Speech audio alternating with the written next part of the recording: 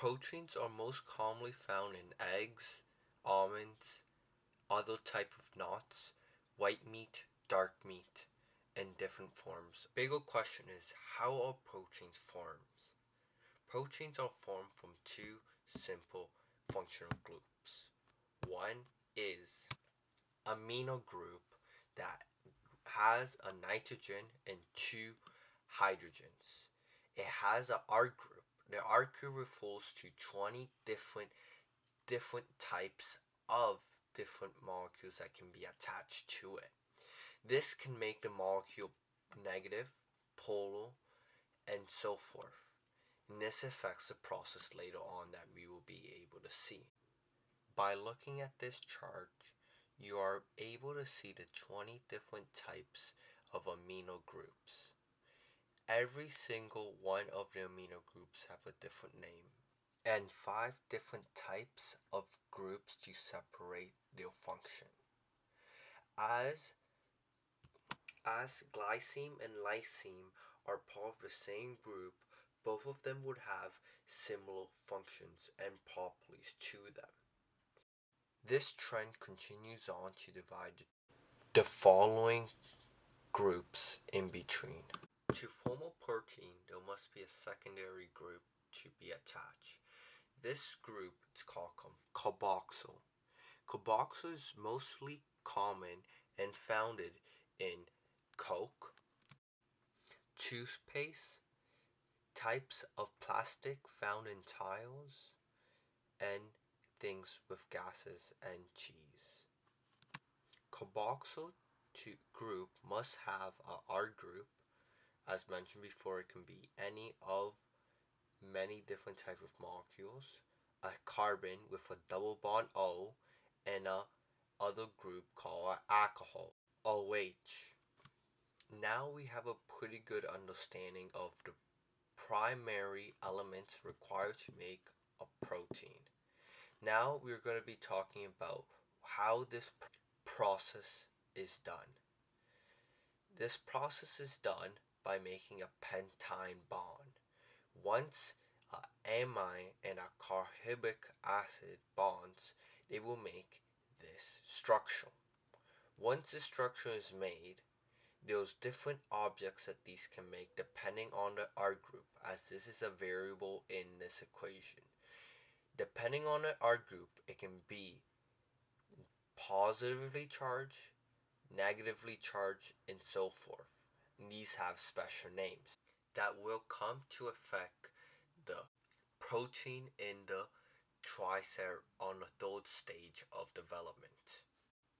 Once these bonds are made to make the primary structure, it becomes a polypeptide, as you can see in green letters.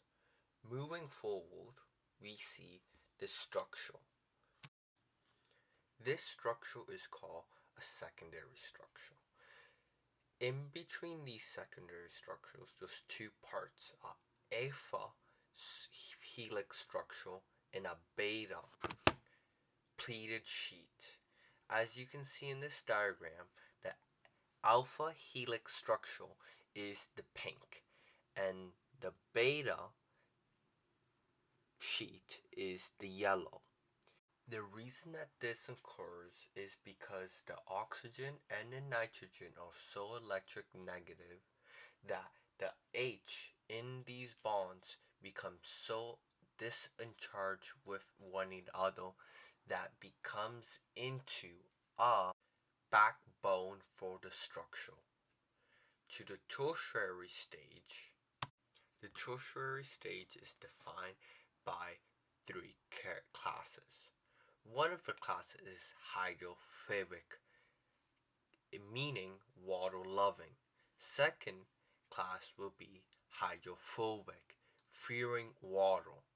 The third will be ionic and covalent bonds that would define its property, and this is all related back to the R groups that was initially said in the beginning of what amines and carbolics are.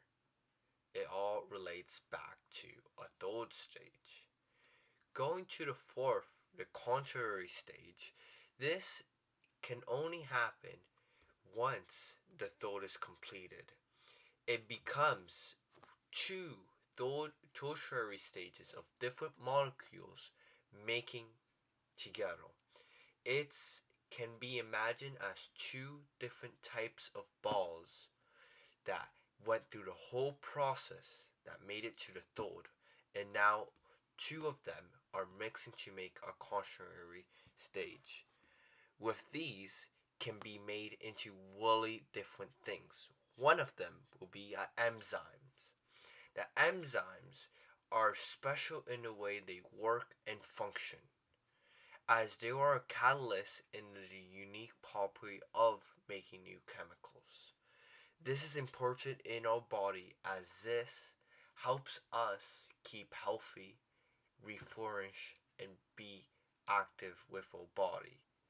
The things that after the catalyst has been used, it, it loses its form or changes its form. They keep it inbound. We use minerals, elements that keeps it in shape, or else it will be a naked thing that has no strength or stability to continue functioning 100%. Thank you for watching.